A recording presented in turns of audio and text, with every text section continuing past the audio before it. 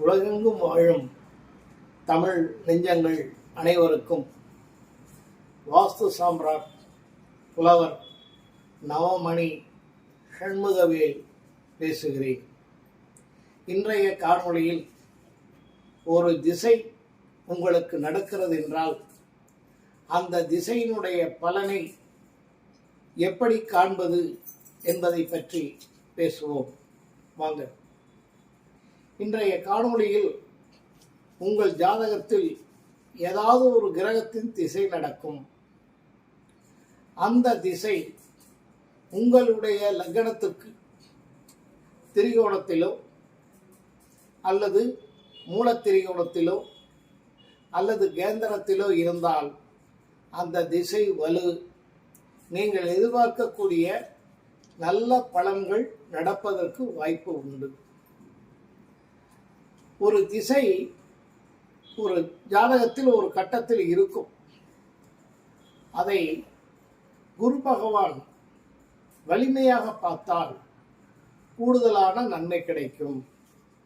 எப்படி ஒரு கிரகம் மூலத்திரிகோணத்திலேயோ திரிகோணத்திலேயோ கேந்திரத்திலேயோ இருந்தால் நல்ல பலன் தரும் என்று சொன்னேன் அல்லவா?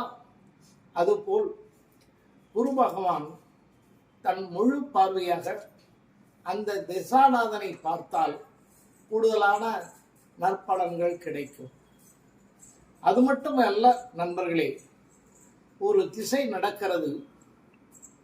அந்த திசையை லக்னாதிபதி பார்த்தான் என்றால் கூடுதலான பலன் நடக்கும்.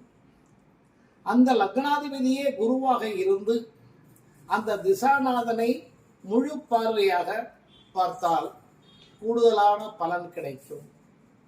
அது மட்டுமல்ல நண்பர்களே, திசாநாதனை இயற்கை சுவர்கள் பார்த்தால் கூடுதலான பலன்கள் கிடைக்கும். சரி, மூல திரிகோணம், திரிகோணம், கேந்திரம், குரு, லக்னாதிபதி இவர்கள் பார்வை மட்டும் அல்ல, அந்த திசாநாதன் லக்னாதிபதிக்கு 6, 8, 12 சாரங்கள் வாங்காமல் இருந்தால் கூடுதலான பலன்கள் கிடைக்கும்.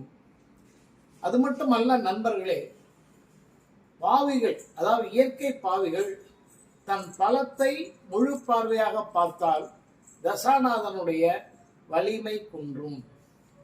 ஒரு தசாநாதன் உச்சமான நீசத்தில் இருந்தால் கொஞ்சம் வலிமை குன்றும். ஆக உங்கள் லக்னத்தை வைத்து திசாநாதன் எந்த இடத்தில் இருக்கிறார், அவருடைய ஸ்தான பலம் என்ன, அவருடைய சார பலம் என்ன, அவரை யார் பார்க்கிறார்கள், எந்த பார்வை பார்க்கிறார்கள், எப்படி பார்க்கிறார்கள் என்பதை ஆராய்ந்துதான் ஒரு திசையின் பலனை நீங்கள் நிர்ணயம் செய்ய வேண்டும். உங்களுடைய தசாநாதன் இயற்கை சுவராக அமைந்து இயற்கை சுவர் பார்த்து உங்களுடைய திசை உங்களுடைய வாழ்நாளில் நல்ல வளமும் செல்வமும் நல்ல ஆரோக்கியமும் நீங்கள் நினைத்த காரியங்களெல்லாம் நடப்பதற்கு எல்லாம் அல்ல வராகியின் அருள் துணை புரியட்டும் என்று வேண்டி வணங்கி விடைபெறுகிறேன். நன்றி, வணக்கம்.